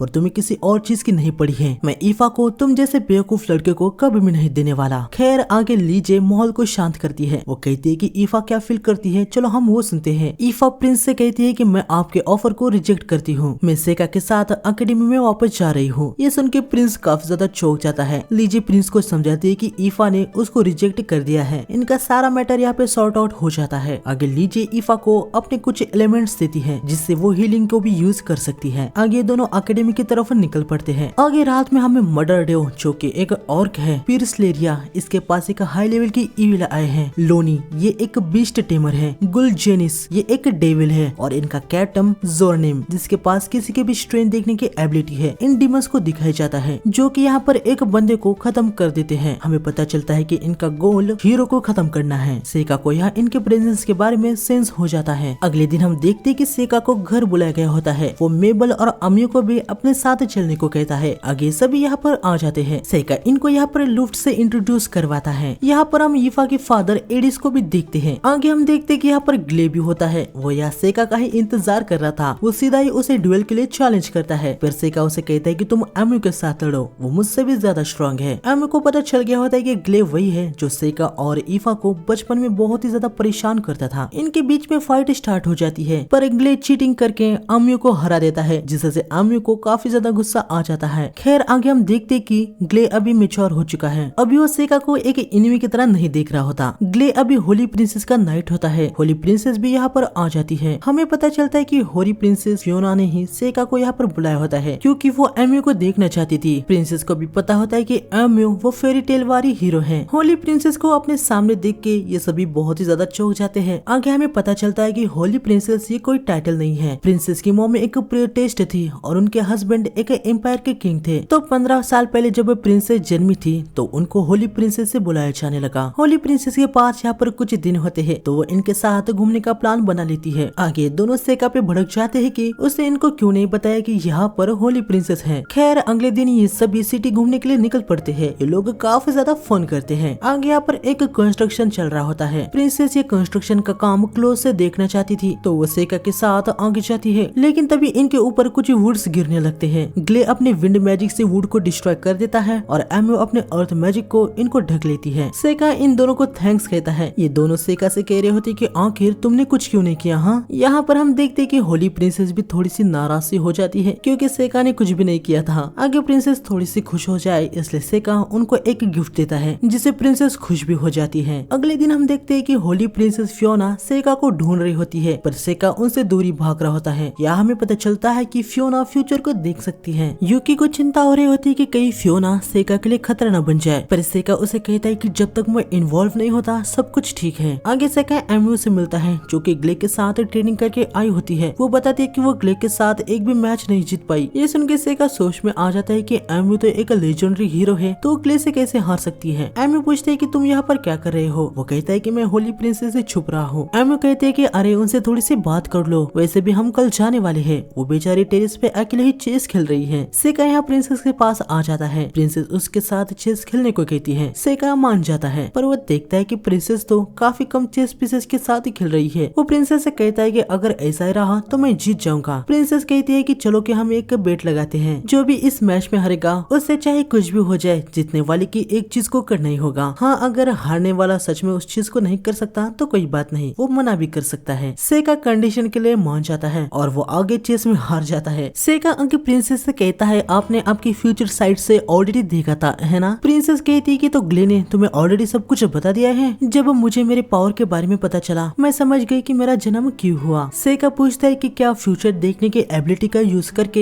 एम्पायर की हेल्प करना। प्रिंसेस कहती है कि नहीं, भले ही मैं फ्यूचर को देख सकती हूँ पर वो चेंज भी होता रहता है। ये जानने के बाद मैंने फैसला किया कि मैं अपनी खुद की जिंदगी को कैसे जीऊंगी। सेका, मैं तुम्हें अब मैं क्या सोच रही हूँ वो एग्जाम्पल के जरिए बताने वाली हूँ। मैं किसी को बचाना चाहती हूँ। चलो मानो कि एक बड़े से हॉल के पास एक बच्चा खेल रहा है, पर उसे पता नहीं है कि वो उस हॉल में गिरने वाला है। मैं बस उस बच्चे को बचाना चाहती हूँ, इससे ज्यादा मैं और कुछ तुम्हें बता नहीं सकती। सेका यहाँ पर समझ जाता है कि शायद प्रिंसेस एमियो की बात कर रही है। वो कहता है कि अगर आपको मेरी जरूरत कभी भी पड़े तो आप मुझसे कह सकती हैं, मैं आपको पूरा सपोर्ट करूंगा। ये सुन के प्रिंसेस काफी ज्यादा खुश हो जाती है। इसके बाद हमें फिर से इन डीमंस को दिखाया जाता है, जो कि एकेडमी में हमला करके एमियो को खत्म करने का प्लान बना रहे होते हैं। आगे पहले कैपिटल की तरफ जाने के लिए रेडी हो जाते हैं। कैपिटल की तरफ जाते समय सेका अपने शिनिगामी से देखता है कि उन पे आगे डाकुओं का हमला होने वाला है। थोड़ी ही देर बाद डाकू हमला कर देते हैं, लेकिन प्रॉब्लम की कोई बात नहीं होती, क्योंकि डाकुओं ने फ्रंट वाले कैरेज पे हमला किया होता है, जिसमें कोई भी नहीं था। आगे सेका इनसे फाइट करने के लिए कैरेज के ऊपर आ जाता है। डाकुओं का बॉस सभी को सेका पे हमला करने को कहता है। डाकू सेका पे तीरों से हमला करते हैं, लेकिन सेका मैग्नेटिक स्टॉर्म का यूज करके इन तीरों को रिफ्लेक्ट कर देता है। फिर ये लोग मैजिक का यूज करके सेका पे हमला करते हैं, लेकिन सेका बैरियर लगा देता है। आगे ग्ले भी जोश में आ जाता है। वो सोल्जर्स को ऑर्डर देता है कि इन डाकुओं की बैंड बजा दो। ये सभी डाकुओं को इंजर्ड करना शुरू कर देते हैं। प्रिंसेस सेका से कहती है कि क्या वो इन सभी डाकुओं को जिंदा पकड़ सकता है। सेका फेज ऑफ वुड का यूज करके इन सभी डाकुओं को पकड़ लेता है। इतना सारा बकेड़ा हो चुका था, लेकिन इन सभी को कुछ भी पता नहीं होता। ये कहते हैं कि इनको ये सब तब पता चला जब इनके सामने वाला कैरेज अचानक से रुक गया। खैर आगे यहाँ पर ग्ले आ जाता है और वो सेका से कहता है कि प्रिंसेस उसे बुला रही है। यह सेका को पता चलता है कि प्रिंसेस ने उन सभी को पकड़ने के लिए इसलिए कहा था ताकि वो जान पाए कि इनको किसने भेजा है। सेका प्रिंसेस से कहता है कि आपने ये सब ऑलरेडी देखा था, है ना, और इसलिए आपने इतने सारे कैरेज को अरेंज करवाया। प्रिंसेस हाँ कहती है। आगे लोग कैपिटल में आ जाते हैं।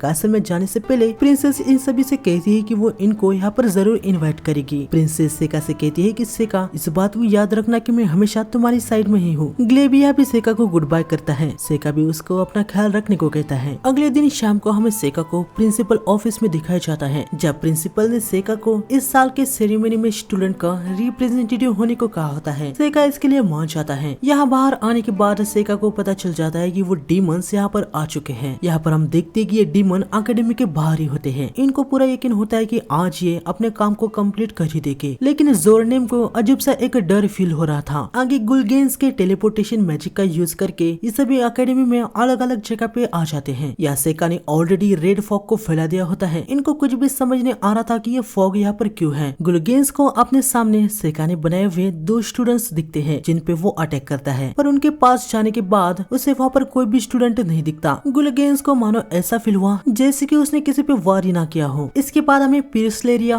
और लोनी को दिखाते हैं, जहाँ पर आगे बढ़ते समय इनको भी सेका ने बनाया हुआ एक इल्यूजरी स्टूडेंट दिखता है। उसको खत्म करने के लिए लोनी अपने एक बीस्ट को भेज देता है, लेकिन इसे भी फील होता है कि इसके बीस्ट ने यहाँ पर किसी को खत्म ही नहीं किया। इसके बाद हमें मर्डर वेव को दिखाया जाता है, जिसे स्ट्रॉन्ग अपोनेंट से लड़ना बहुत ही ज्यादा पसंद है। आगे हम देखते कि शायद से यहाँ पर गलती से रियल वाली मेबल यहाँ पर आ गई होती है। वो मर्डर वेव पे अपने ग्रेविटी डैगर से अटैक करती है, जो कि मर्डर वेव के वेपन के अंदर घुस जाते हैं। ये देख के मर्डर वेव काफी ज्यादा खुश हो जाता है और वो मेबल को अपने साथ लड़ने को कहता है। मेबल को लग रहा होता है कि इसको मर्चेंट एसोसिएशन ने भेजा है, पर यहाँ पर मर्डर वेव को मर्चेंट एसोसिएशन के बारे में कुछ पता नहीं होता। आगे इनकी फाइट स्टार्ट हो जाती है, जहाँ पर यकीनन मर्डर वेव एक ऑगर है, वो मेबल पर भारी पड़ रहा होता है। मेबल को उसका डायरेक्ट हिट लगने ही वाला था, तभी सेका उसे तालिस्मान से टेलीपोर्ट कर देता है। आगे हम यहाँ जोरनेम को देखते हैं और धीरे धीरे सभी डीमन इसके पास ही आ जाते हैं। डीमन को कुछ समझ नहीं आता है कि वो लोग यहाँ पर कैसे आ गए। जोरनेम को खुद भी पता नहीं होता है कि वो इस लोकेशन पे कैसे आ गया। वो बताता है कि उसने ह्यूमन को स्लैश करने की कोशिश की, पर ब्लेड उनके आर पार हो गए और उसे बस ये तालिस्मान मिला। हम देखते कि बाकियों के साथ भी सेम ऐसा ही हुआ होता है। तभी सेका यहाँ पर आ जाता है और इनको बताता है कि मेबल को छोड़ के जिस भी पर्सन से तुम लोग लड़े थे वो सभी शिकिगामी थे। जोरनेम अपनी पावर का यूज करके सेका को देखने लगता है और वो बहुत ही ज्यादा डर जाता है। मर्डर वेव भी यहाँ सेंस कर लेता है कि सेका काफी ज्यादा स्ट्रॉन्ग है। वो उसे फाइट करने को कह रहा होता है। सेका तालिस्मान का यूज करके इसके गर्दन को काट डालता है। ये देख के पिर्सलेरिया को बहुत ही ज्यादा गुस्सा आ जाता है और वो सेका पे इविल आई से अटैक कर देती है, लेकिन यकीनन इससे सेका को कुछ भी नहीं होता। सेका यहाँ पर एक व्हाइट स्नेक को समन करता है जिसकी आंखें नहीं होती, लेकिन इसके पास एक इनविजिबल इंफ्रा रे होती है जो कि बहुत ही खतरनाक इविल गैस को फैला देती है, जिससे दिल की धड़कन ही बंद हो जाती है। और हम देखते हैं कि पिर्सलेरिया के साथ ऐसा ही हो जाता है। पहले तो इविल आई की पूरी तरीके से बैंड बच जाती है और उसके बाद पिर्सलेरिया की धड़कन बंद होके वो मर जाती है। आगे लोनी अपने बीस्ट से आयाकाशी पे हमला करता है, पर इंफ्रारे की वजह से इस बीस्ट की भी बैंड बच जाती है। फिर लोनी इस आयाकाशी को टेम करने की कोशिश करता है। वो कहता है कि मैं बस थोड़ी सी बात करके किसी भी बीस्ट को टेम कर सकता हूँ, लेकिन पीछे से जोरनेम लोनी को वहाँ से हटने को कहता है, लेकिन अब देर हो चुकी थी। आयाकाशी लोनी को निगल जाता है और उसका भी खेल यहाँ पर खत्म हो जाता है। सेका आयाकाशी को वापस भेज देता है। गुलगेंस जोरनेम से कहता है कि मैं उसका ध्यान भटकाऊंगा ताकि तुम उस पर अटैक कर पाओ, लेकिन जोरनेम उसे कहता है कि बिल्कुल नहीं, तुम्हें यहाँ से भागना होगा और सर्वाइव करके अपने साथियों को इसके बारे में बताना होगा। गुलगेंस कहता है कि तुमने क्या देखा, आखिर वो कौन है? जोरनेम बताता है कि वो इस एरा का डीमन किंग है। ये सुनकर गुलगेंस बहुत ही ज्यादा पैनिक हो जाता है। सेका इनसे कहता है कि मैं जानता हूँ तुम लोग यहाँ पे हीरो को मारने के लिए आए हो, पर मेरे रहते हुए तुम उसको उंगली भी नहीं लगा सकते क्योंकि मैं हीरो को प्रोटेक्ट कर रहा हूँ। ये सुन के तो जोरनेम और भी ज्यादा पैनिक हो जाता है। वो कहता है कि ये सबसे खतरनाक डीमन किंग बहुत ही ज्यादा गलत तरीके से जन्म ले लिया है, ये तो अब ह्यूमन के साइड में है। सेका इन पे अटैक कर देता है। जोरनेम गुलगेंस को अपने टेलीपोर्टेशन मैजिक का यूज करके यहाँ से तुरंत निकलने को कहता है। सेका की पावर की वजह से जोरनेम तो यहाँ पर खत्म हो चुका था,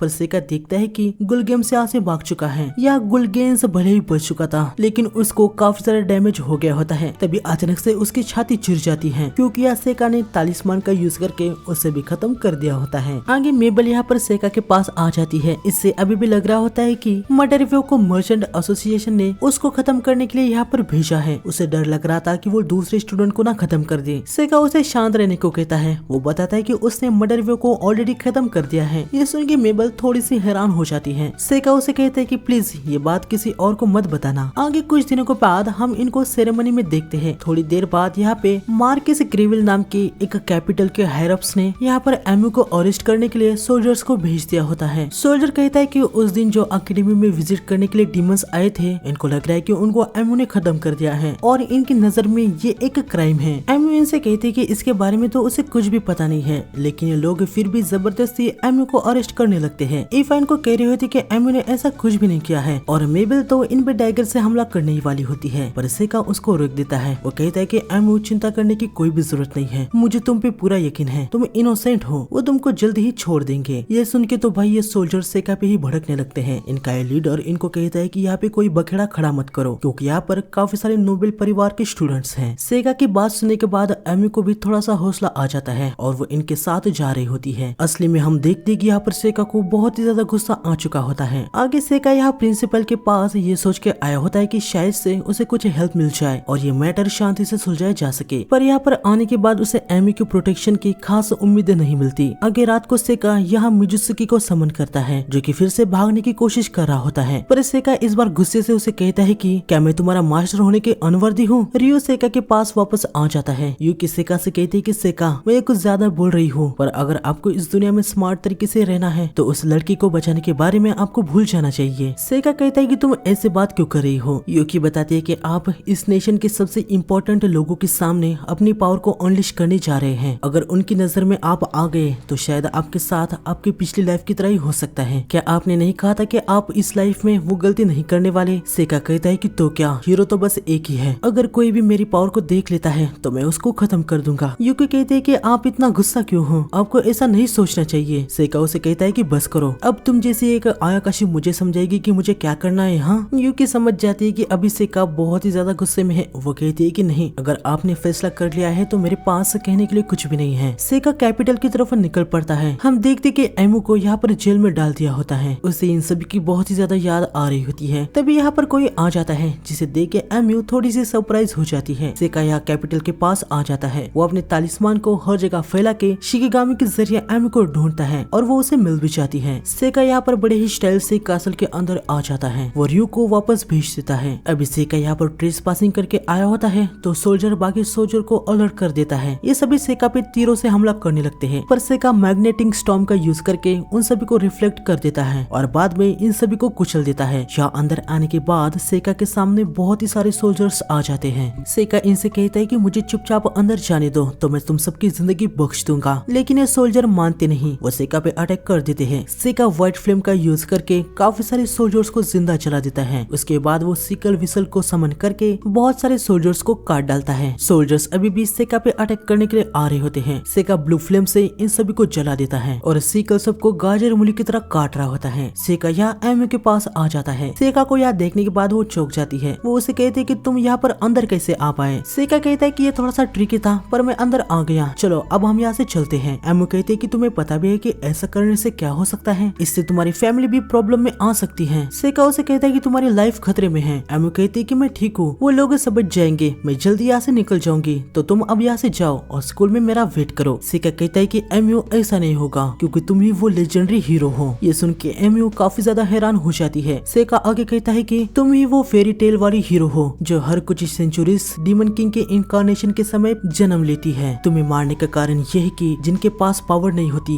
वो पावर वाले से डरते हैं। वो लोग कुछ भी करके पावर वालों को खत्म कर देते हैं। ये हर इरा और हर दुनिया में होता है, तो यहाँ से चलो वरना वो लोग तुम्हें खत्म कर देंगे। तभी यहाँ पर ग्ले आ जाता है। यकीनन इसने बाहर का खौफनाक नजारा देख लिया होता है। वो सेका से कहता है कि आखिर तुम हो कौन। तभी यहाँ पर होली प्रिंसेस फियोना भी आ जाती है। सेका उसे कहता है कि अच्छा तो ये सीन है, तुमने ऑलरेडी इस मोमेंट को देख लिया था है ना, अब यहाँ पर क्या चल रहा है इसके बारे में तुम ये सब कैसे एक्सप्लेन करने वाली हो, या फिर तुम फिर से उन कमजोरों को जो बाहर मेरे लिए वेट कर रहे हैं उनको यहाँ पर भेजने वाली हो। फियोना कहता है कि वो बस नजर रख रहे हैं ताकि कोई भी हमें इंटरप्ट ना करे। मैं जानती हूँ कि उनको तुम्हारे खिलाफ लड़वाना कितना ज्यादा खतरनाक है। सेका पूछता है कि तो तुम यहाँ पर क्या कर रही हो। फियोना कहते हैं कि मैं यहाँ पर तुम्हारे सवालों का जवाब देने के लिए आई हूँ। सेका पूछता है कि तो बताओ, इसके बावजूद कि डीमन तुम्हारे लिए असली एनिमीज हैं, तो एमयू को क्यों मारा जा रहा है। फियोना बताते हैं कि आज के समय में डीमन और एम्पायर इन दोनों के पास से अपने अपने आर्मी है, पर दोनों तरफ से कोई भी वॉर नहीं करना चाहते, बल्कि वो तो वॉर को रोकने पे तुले हुए हैं। वो डीमंस भी एमयू को इसलिए खत्म करना चाहते थे क्योंकि एमयू के एग्जिस्टेंस से वार का होना ये तय है और इस बार हीरो ज्यादा पावरफुल भी नहीं हो सकती। सेका पूछता है कि ऐसा क्यों। फियोना बताती है कि इसका कारण तुम हो सेका। एक हीरो तभी स्ट्रॉन्गर बनता है जब वो अपने सामने आने वाली चुनौतियों को अपनी मेहनत से निपटा देता है। पर कभी भी एमयू पे कोई बड़ा खतरा आएगा तो क्या तुम उसे प्रोटेक्ट नहीं करोगे? कोई इतना स्ट्रॉन्ग और साथ में इतना काइंड भी जिसने एमयू के लिए इस एम्पायर के कासल में तक अटैक कर दिया। अगर उसकी स्ट्रेंथ ही वो कारण है जिसकी वजह से तुम हीरो की हेल्प कर रहे हो, तुमने जैसा सोचा था चीजें वैसी नहीं होगी। सेका कहता है कि तो क्या, अगर मैं जैसा नहीं चाहता एमयू वैसे नहीं बनेगी, इसका मतलब यह नहीं है कि मैं उसे मरने के लिए छोड़ दूं। एमयू मर जाए और बाकी के सभी शांति से रह पाए। फियोना, क्या तुम यही तो नहीं चाहती? फियोना कहती है कि नहीं, ये नहीं है जो मैं चाहती हूँ। एकेडमी और उसके अलाइज एमयू को प्रोटेक्ट करने की पूरी कोशिश कर रहे हैं और मैं भी वही कर रही हूँ। सेका, मैं बस तुमसे एक ही चीज चाहती हूँ, अभी के लिए तुम यहाँ से चले जाओ। मैं अपनी पूरी पावर लगाऊंगी और तुम्हें भरोसा दिलाती हूँ कि एमयू घर सेफली आ जाएगी। सेका कहता है कि अब मैं समझा कि तुम क्यों मुझे और एमयू को तब मिलना चाहती थी। ये सब इसी मोमेंट के लिए था, है ना, ताकि तुम ये सब डिमांड कर पाओ। फियोना कहती है कि शॉर्ट टाइम के लिए सही, पर मैं तुम्हारी फ्रेंड होना चाहती थी। क्या तुम्हें हमारी चेस का प्रॉमिस याद है? सेका को याद आता है कि चेस के गेम में लूजर को विनर की हर बात माननी थी। एमयू सेका से कुछ कहने जा रही होती है पर सेका उसे चुप रहने को कहता है। सेका फियोना से कहता है कि आखिर ऐसा क्या रीजन है जिससे मैं तुम पे ट्रस्ट करूं। ये सुन के फियोना को बहुत ही ज्यादा बुरा लगता है, वो रोने को आ जाती है। ग्ले सेका पे चिल्लाने जा रहा होता है पर फियोना कहती है कि कोई बात नहीं, मैं समझती हूँ, तुम एमयू को लेके यहाँ से चले जाओ। ग्ले फ्रंट के गार्ड्स को वहाँ से जाने को कहो। फियोना इनको बाहर ले आती है। उसने इनके लिए एक कैरेज भी तैयार करके रखा होता है। एमयू फियोना के दिए हुए कंबल को उसे वापस देने लगती है पर फियोना कहती है कि ये रास्ते में तुम्हारे काम आएगा, इसे तुम रख लो। एमयू सेका को बताती है कि जब मैं जेल में थी फियोना और तुम्हारा भाई आया था, उन्होंने मुझे चेयर अप किया और कहा कि मैं जल्दी वहाँ से निकलने वाली हूँ। ये सब सुनने के बाद अभी सेका समझ जाता है कि उसने कितनी बड़ी गलती कर दी है। अभी तक सेका बस गुस्से में था, अब वो अपने होश में आ गया होता है। वो फियोना से कहता है कि फियोना, वो बस एक गेम था, पर मुझे माफ कर देना कि मैं हमारे प्रॉमिस को निभा नहीं पाया, पर एक प्रॉमिस ही होता है, कम से कम मैं तुम्हारे लिए इतना तो कर ही सकता हूँ। सेका यहाँ पर काफी सारे डोर्स को ओपन करता है और उन सभी सोल्जर्स को वापस से जिंदा कर देता है जिसको उसने खत्म कर दिया था। इससे फियोना काफी ज्यादा खुश हो जाती है। आगे दोनों कैरेज में बैठ जाते हैं। एमयू के पास सेका के लिए काफी सारे सवाल होते हैं जो कि वो उसे एकेडमी में जाने के बाद पूछने वाली होती है, पर सेका यहाँ पर एक बात से परेशान हो जाता है कि कैरेज को कैसे चलाया जाए। या फियोना इनको देख रही होती है, तभी फियोना की शैडो उससे पूछती है कि वो लड़का कौन है, मैंने उतने जितना पावरफुल बीइंग कभी नहीं देखा। फियोना बताती है कि वो आज के जनरेशन का डीमन किंग है। ये सुन के शैडो काफी ज्यादा हैरान हो जाता है। वो पूछता है कि डीमन किंग हीरो को क्यों प्रोटेक्ट कर रहा है। फियोना बताती है कि क्योंकि वो कोई ऐसी है जो उसके बहुत ही ज्यादा क्लोज है। शैडो कहता है कि क्या बस इतना ही, तुम्हें कैसे पता? फियोना कहती है कि मैं बता सकती हूँ, जब मैं यंग थी तब अपनी पावर का बार बार यूज किया करती थी और इसे मिलने का ट्राई करती थी। सेका के पास कोई भी चॉइस नहीं है, उसको अपनी पावर्स को दूसरों की हेल्प करने के लिए ही यूज करना है, फिर भले ही ये जानते हुए कि उसी रास्ते में उसका एक भयंकर डिस्ट्रक्शन आगे वेट कर रहा है। वो ऐसा ही है, वो एक बहुत ही ज्यादा काइंड पर्सन है। आगे हम देखते कि एमयू कैरेज को चला लेती है और आगे कुछ दिनों के बाद ये लोडोनिया सिटी में वापस आ जाते हैं और इनसे मिल जाते हैं। तो ये था यार the reincarnation of the strongest Exorcist in another world season 1 full explanation. मिलते हैं ऐसे ही एक धमाकेदार वीडियो में। नए हो तो चैनल को सब्सक्राइब कर देना, वीडियो अच्छा लगे तो लाइक कर देना। मिलते हैं नेक्स्ट एपिसोड में, तब तक के लिए बाय बाय।